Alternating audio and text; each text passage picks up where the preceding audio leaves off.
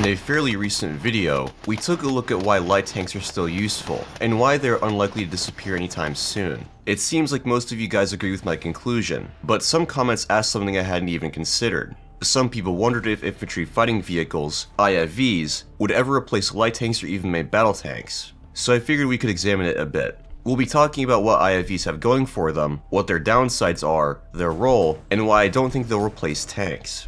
I'm also going to talk about wheeled vehicles, since many people think those are going to replace tanks as well. But before we get into it, I want to talk about my sponsor. I'm partnered with Apex Gaming. They make pre-built PCs. If you're looking to upgrade, you should check them out. Link is in the description and comments. You can use my username as a discount code on checkout.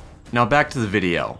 If you have no idea what an IFV is, it is essentially an evolution of the armored personnel carrier. While APCs generally don't have much in the way of armament, maybe a heavy machine gun or a light cannon, IFVs have much more potent weaponry. IFVs usually have two things: an autocannon and anti-tank missiles, allowing it to effectively defend itself against most threats. They're used to support the infantry that they carry, and have proven to be very effective in combat. Their autocannons make them especially effective against infantry and light vehicles, perhaps more so than a tank would be. Thanks to their generous elevation angles, they can also be used to engage troops hiding in tall buildings, that or low-flying aircraft. These are targets that tanks have traditionally struggled with. To IFV proponents, they are the perfect multi-role vehicle, a vehicle that can engage just about anything, while also carrying troops. They have also been lighter than main battle tanks, making them easier to transport, recover, maintain, and deploy. It can also be argued that most IFVs are cheaper than MBTs, but we'll talk about that in a bit. IFVs do have some pretty notable downsides, however. The first and most prominent is inherent to their design.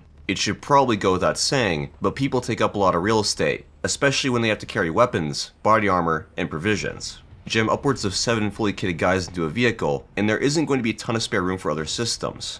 Because of this, they typically do not have very large ammunition loads, at least not when compared to a tank. Even fairly capacious IFVs, such as the M2 Bradley, don't hold as much as you would expect.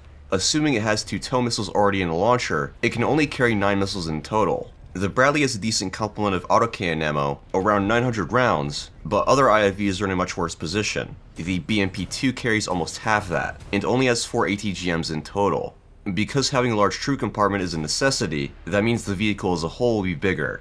This not only makes it easier to spot, but also easier to hit. This is especially true for newer IFVs. As we just mentioned, the Bradley is a pretty large vehicle, but even it is dwarfed by the South Korean K-21.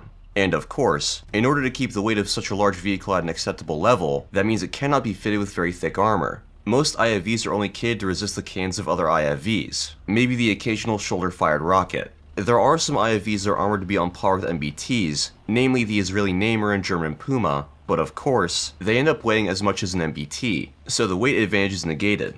They also cost around the same after the fact. And while ATGMs can be just as effective as a tank's KE ammo, sometimes even more so, i.e. Spike LR, they are also considerably more expensive. Even for a missile as established as the TOW, you're looking at upwards of $50,000 per missile, close to $100,000 in some cases. Compare that with tank ammunition, which costs maybe $10,000 at the most. It's not hard to see which one is more cost effective. Now don't get me wrong, I don't think IFVs are bad by any stretch of the imagination. They're an incredibly important aspect of the Combined Arms team, providing organic support to mechanized troops. The issue is that, like every kind of vehicle, they make trade-offs to optimize their role. IFVs, even with large autocannons, and even with programmable ammunition, are simply not as good as tanks at destroying structures. If the structure is fortified, that is especially true. They do make specialized bunker-busting missiles, but they are still more expensive, and further reduce your ATGM supply. Likewise, IFVs cannot take the same punishment as a tank. Bradley's got a lot of kills during the Gulf War, but they also had way more casualties than the M1. In terms of role, IFVs exist almost purely for transportation and support. Tanks exist for exploitation, breakthrough, and direct fire support. There is some overlap, but these two vehicle classes work best when operating as a team. An IFV can't do everything a tank can, and vice versa. Tanks fill a niche that is very difficult to fill otherwise. Having a big gun on a mobile chassis will always be useful, but what about armored cars? What's stopping them from taking that role? Well, for light applications they might, though it largely depends on the environment. For harsh off-road conditions, tracks are still preferred, though wheeled vehicles have made some great strides in that regard. Will we ever see an armored car with the same weight, role, and armor as an MBT? I doubt it. I think ground pressure would make it untenable. Anyway, I hope you guys enjoyed the video, and I'll see you on the next one.